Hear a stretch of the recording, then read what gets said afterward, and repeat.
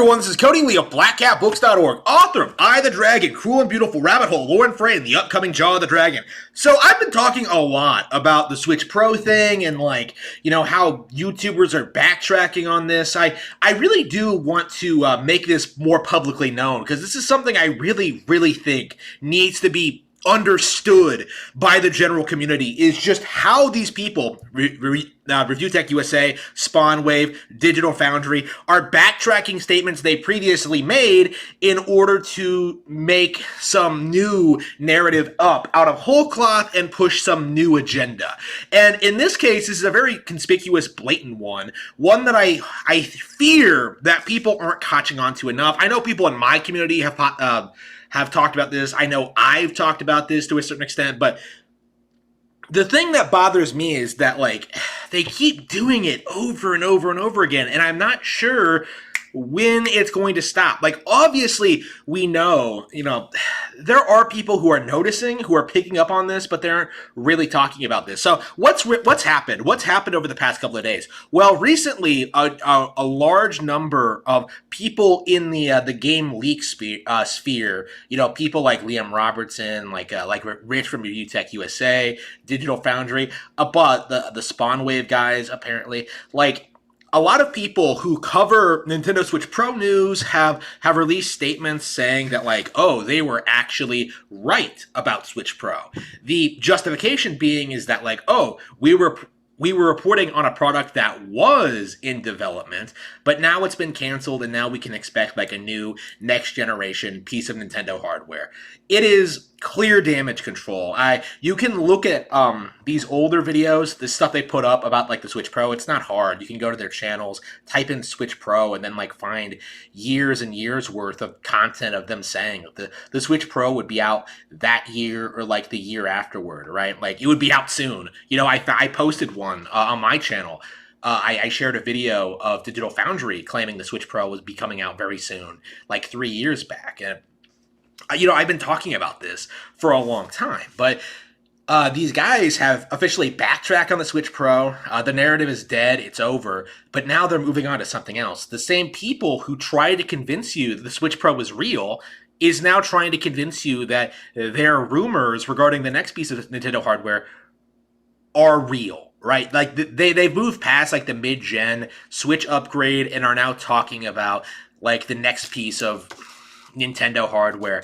And again, we've seen this kind of thing, this cycle play out several times, back in the Wii HD days. I'm sure the Revolution had some rumors around it at the time. I'm sure the DS got some stuff, the 3DS, the Switch, I know the NX. I was very critical of the NX stuff, but now that we're nearing the point where we can expect some kind of new hardware in the future, even if it's not a direct successor to the Switch, we're getting to that point where it's feasible that we might see a new piece of hardware in the near future. I don't think it's going to happen, but it's possible.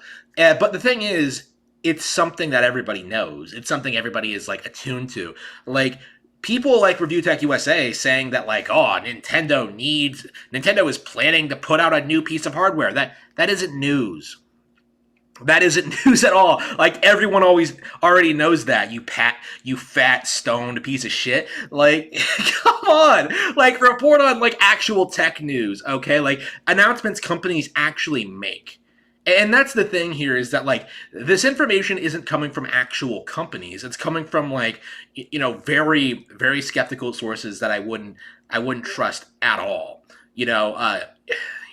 They always claim they have industry insider knowledge in regards to this. They don't know shit. So what I'm curious of, I wonder if they're going to get called out on it this time, because it does kind of feel more and more the Switch Pro thing was played out so much for so long. I think a lot of people got sick of it. A lot of people were calling these guys out on their shit, and I noticed that on the videos where they're talking about the next piece of Nintendo hardware, doing the narrative shift. Like they're not getting really that many views. I have to wonder if people are just kind of tuning this stuff off out automatically, like I eventually did. Like you learn not to trust these people, even if you're not like consciously aware of it. People don't go to Review Tech USA for serious tech reviews and discussions. You go there for the stupid chickens and like the DSP coverage, right? Like Rich is essentially a drama channel, right?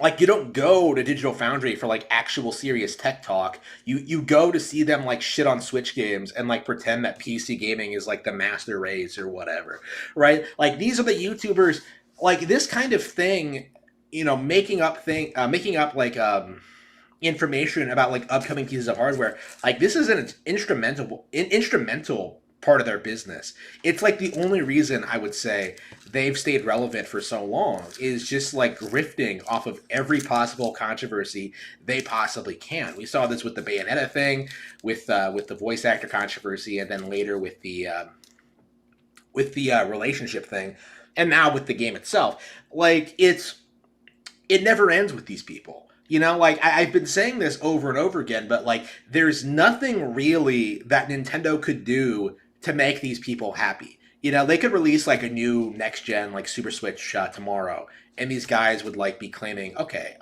the next generation Switch is going to come out next year. Like it's not powerful enough. Like clearly they were holding back for like the superior model that's coming very soon. Like we've seen this happen. Like you think I'm exaggerating, but we saw this happen with the Wii U, right? We saw this happen with the NX, right? The Switch Pro rumors started up very quickly after the Switch was unveiled. Like they never made any sense. They were always ridiculous, but Pretendo's always presented them, and like their affiliated software rumors, stuff like Endless Ocean 3, stuff like Star Fox Grand Prix, stuff like what is that? What is another example? There are lots of examples that I've covered over the years, but it feels like it's become less and less prominent over the years. I do think a lot of the people like directly involved, people like Liam Robertson, people like Emily Rogers, like I think they're a lot less influential than they used to be, in part because NeoGAF has imploded and nobody really takes Reset Era seriously. Like, the industry has changed a little bit. Like people are a lot more skeptical of the information that comes up in regards to tech news and coverage and these YouTubers in general. Like I personally like never take a YouTuber seriously when it comes to like opinions of video games or technology or like current events. Like there's nothing there's nothing they could possibly do to sway my opinion in any way, shape, or form. And this is like an example of that. There's nothing they could do to convince me that they have like insider knowledge at Nintendo because I know they don't. like the whole thing, the whole narrative that like, oh, Nintendo is a lot leakier than it used to be, it's collapsed among itself. Like you can't, it's not like these people aren't reliable. And as such, like if they're not reliable, why should I ever listen to them? You know what I mean? Like I feel as if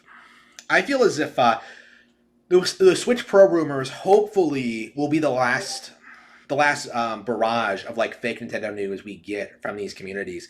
I hope more and more that like other channels start speaking up about this, about how ridiculous it is.